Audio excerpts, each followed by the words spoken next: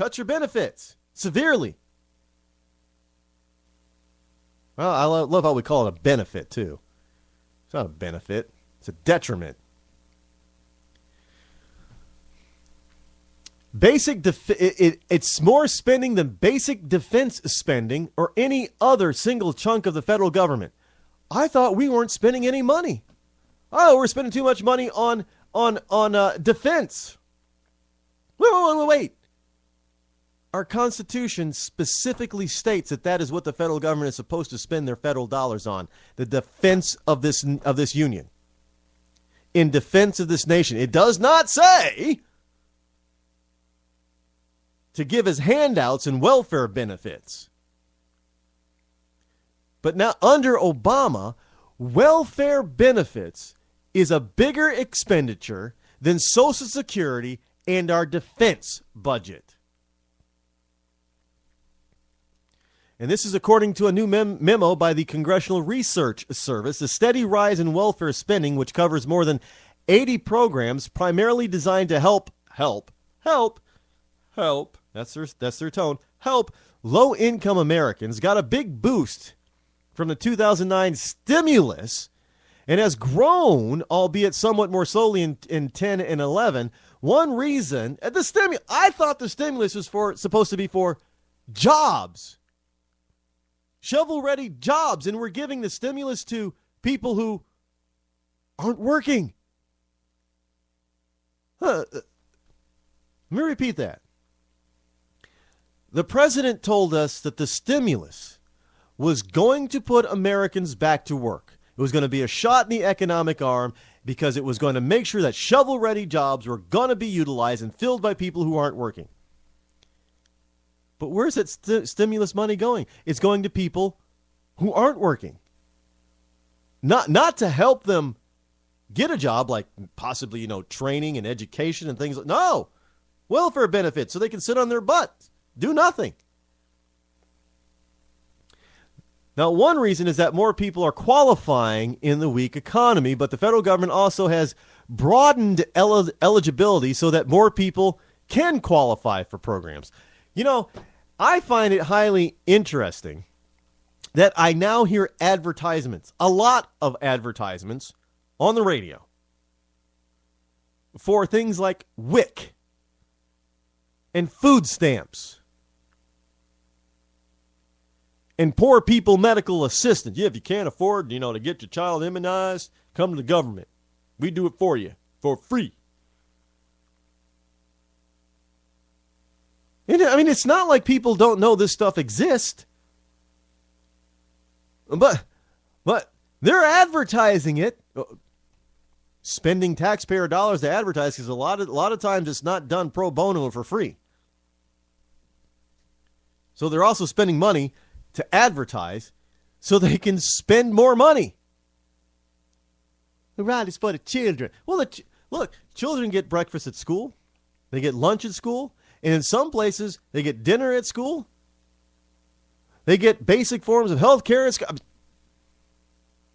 Well, what's for the parents don't got to buy anything. But yeah, parents, they can get up to $500 a month in food stamps. Then there's WIC. Well, they expanded WIC now. Oh yeah. Women, infant, and children. Now you can buy all kinds of stuff with WIC. Before, WIC used to be specifically geared towards nutrition that would help mothers and babies and infants. Now it's you can buy all kinds of things with WIC. The WIC is now another food stamp program. They've been advertising that. Oh yeah, WIC's expanded. I didn't know until I heard it on the radio. And I said, that can't be. Well, what, are they kidding me? That can't be. And you go and look it up. Yeah, they've expanded it. Now, Senator Jeff Sessions, the ranking Republican on the Senate Budget Committee, who requested the Congressional Research Service report, said it underscores a fundamental shift in welfare, moving away from a Band-Aid and toward a more permanent crutch. No longer, he says, should we measure compassion by how much money the government spends, but by how many people we help to raise out of poverty. The Alabama conservative said welfare assistance should be seen as temporary whenever possible, and the goal must be to help more of our fellow citizens attain gainful employment and financial independence, not financial dependence. Overall, welfare spending as measured by obligations has grown from $563 billion in 2008 to $746 billion in 2011. That's a 32% increase. Increased by a third. A third, folks. Well, there you have it. Obama wants us all dependent on government. I don't want government to do jack for me. I want them to stay out of my way.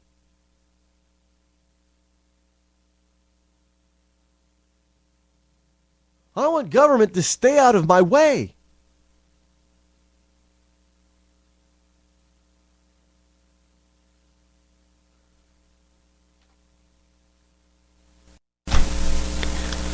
So,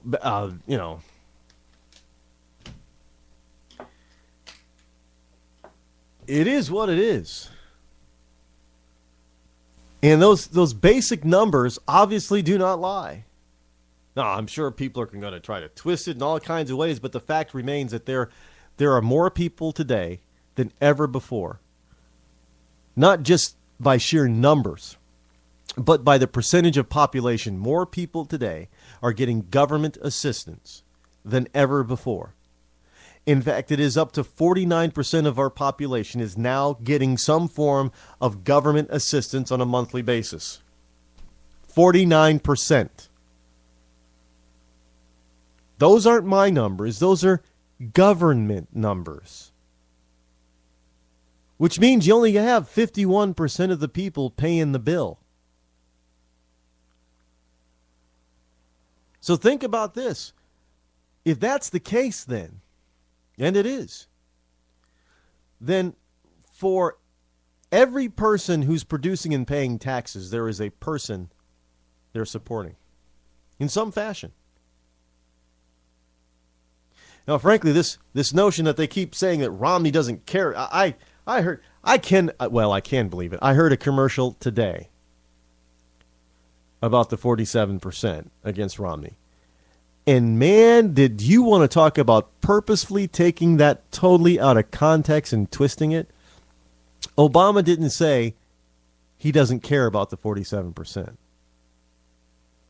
He said the 47%, because they were getting stuff from Obama, were inclined to vote for him in any way, shape, or form. His job is not to care about those votes because they're already going towards Obama. His job is to get the 51 or the 53% that aren't getting a check from Obama. That's what he had to focus on. He was never going to get those 47% vote, is what he's saying. Because that 47% believes that Romney's going to end their gravy train ride. Which, by the way, he won't. Trust me, folks, he won't. What I do know is that under Romney policies, there'll be fewer people on government assistance because more people will have jobs. Decent paying jobs that pays a decent wage. And what is a decent wage? I don't know where. I can't put a number on it because it's different in different parts of the country. I mean, in one aspect, in New York City, maybe a decent job, you're going to need 60 grand or 100 grand. But, in Rocky Top, Tennessee, maybe 20 grand is going to be middle class. I don't know what the cost of living is in Rocky Top. I've never been there, but you know what I'm saying.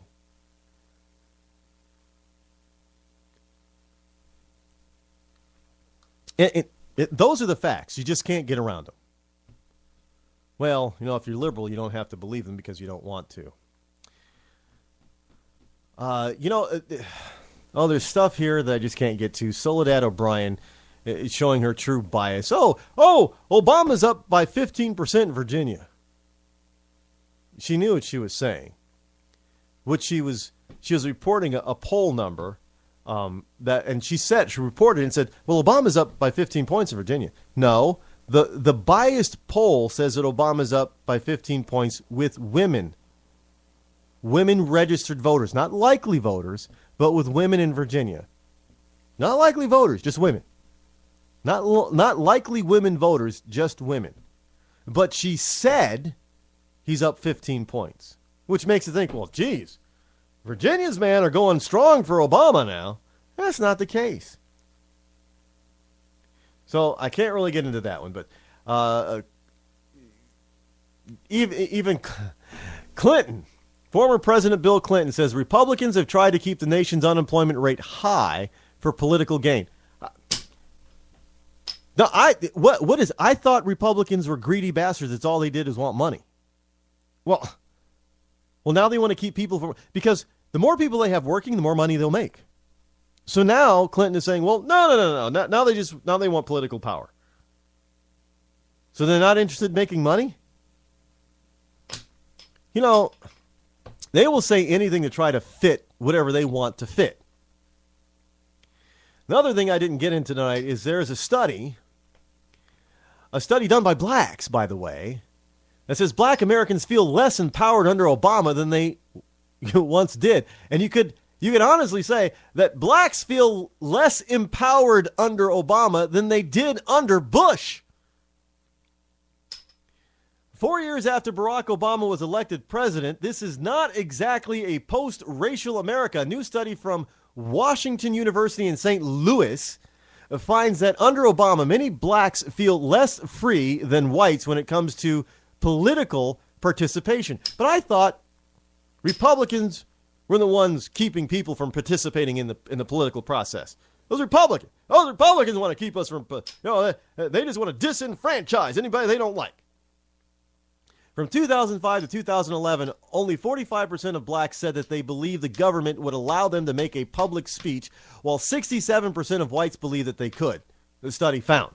The study also found that while the election of Obama initially boosted feelings of political empowerment among black Americans, those sentiments significantly faded in the years that followed, especially among conservative blacks and deeply religious blacks. Those two groups make up a large segment of the black population, with 56% of blacks identifying themselves as born-again Christians and 39% of blacks identifying themselves as somewhat conservative. Oh, I thought all blacks were liberal. Well, 39% are saying, well, we're conservative. Not anymore. We don't have freedom anymore. What he's saying, no more freedom. It's all over. It's all over. It's all over. It's all over. Well, it is over for tonight. We'll be back here tomorrow, though, folks, so tune in. Don't tune out. Well, goodbye. And don't think it hasn't been a little slice of heaven, because it hasn't.